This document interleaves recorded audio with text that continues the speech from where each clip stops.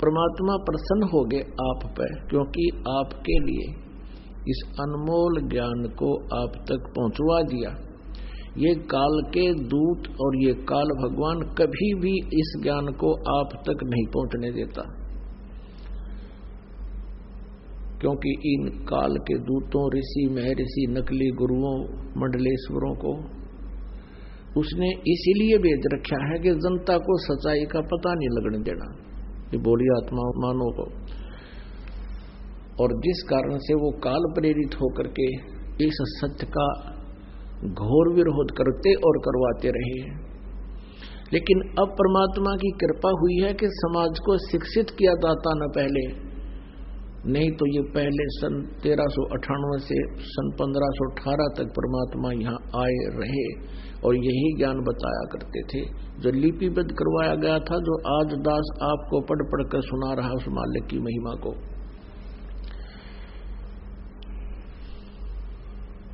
तो उस समय इन नकली गुरुओं ने इस ज्ञान को हम तक नहीं आने दिया और कबीर जी का घोर विरोध करवाया। आम जनता नफरत करने लगी कबीर परमात्मा से, लेकिन परमेश्वर ने अपना जो कार्य करना था वो कर दिया था। ताकि वो लीला इसलिए की थी कि 600 वर्ष पहले परमात्मा ने जो ज्ञान बोला और लिखवाया था, आज वो हमारे सदग्रंथों में है। इससे हमें पहचान होगी कि वो परमात्मा थे। अक्सर ज्ञान ना होते हुए भी सदग्रंथ के गुण रहे से उन्हें अपनी सच्चिदानंद घन ब्रह्म की वाणी में, कबीर वाणी में लिपिबद्ध करवा दिए। तो वो परमात्मा आपको चाहता है कि अब भी सुख दूंगा, आप देख लेना, ये ज्ञान पूरा विश्व में जाएगा। और जो हाहाकार मची हुई है, अब किसी ने देख ले, 2 नंबर के काम करते समय कति आगा पीछा नहीं देखता मानो। मिलावट करने की दाव लगता है, मिलावट कर लेता है, चोरी का दाव लगता है, चोरी कर लेता है, रिश्वत का दाव लगता है, रिश्वत ले लेता है। एक माया ही आधार बन गई है। किसी क्षेत्र में देख लो, रक्षक भक्षक हो चुके हैं। ये स्थिति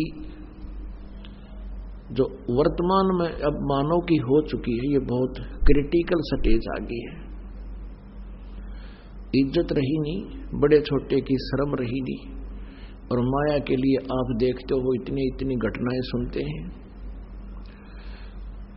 जब मंत्री, मुख्यमंत्री, प्रधानमंत्रियों को भी और जजों को भी ये कहा जा रहा है इनमें भी कुछ व्यक्ति घने भ्रष्ट हो चुके हैं, फिर आम जीव कैसे जीवेगा?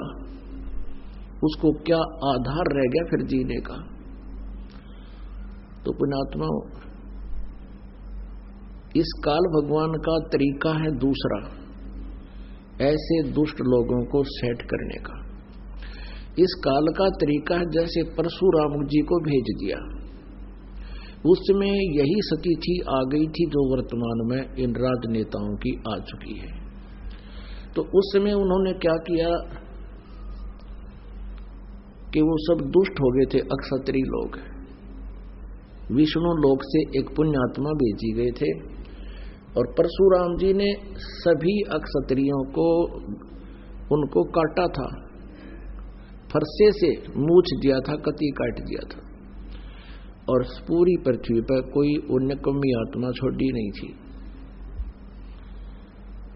इस तरह सेटिंग करता है युग काल। और कबीर परमात्मा कैसे सेटिंग करता है, ये समाधान नहीं है जो वो किया गया था। उसे ठीक है, कुछ दिनों के लिए कुछ डर भय बन जाता है, लेकिन अंतःकरण में जगह बनी नहीं। परमात्मा कबीर जी का जो तरीका है वो ज्ञान के आधार से मानव को सच्चाई से परिचित करा करके, अध्यात्म ज्ञान से परिचित करा के इसका उत्थान करता है। बुरे से बुरा, डाकू से डाकू व्यक्ति भी इस ज्ञान को समझकर तुरंत बुराई त्याग देता है। तो एक बार अब फिर विश्व में ये ज्ञान पूरे विश्व में जाएगा। परमात्मा कबीर जी ने 600 वर्ष पहले अपनी वाणी में लिख रखा है कि धर्मदास, एक समय आएगा कलयुग में, पूरे विश्व में मेरी ही पूजा होया करेगी। जो भक्ति करेगा वो तो करेगा मेरी ही, ना करेगा वो अलग बात होगी। और परमात्मा के चाहने वाली पुण्यात्माओं का किसी भी धर्म में कमी नहीं है, लेकिन उनको रास्ता ठीक ना मिलने से वो अपने अपने उस लोक वेद अक्षेत्रीय ज्ञान के आधार से फिर भी वो कोई ना कोई प्रयत्न परमात्मा के लिए कर ही रहे। तो अब एक बार फिर पुनः ऐसी स्थिति आएगी जैसे सतयुग में थी।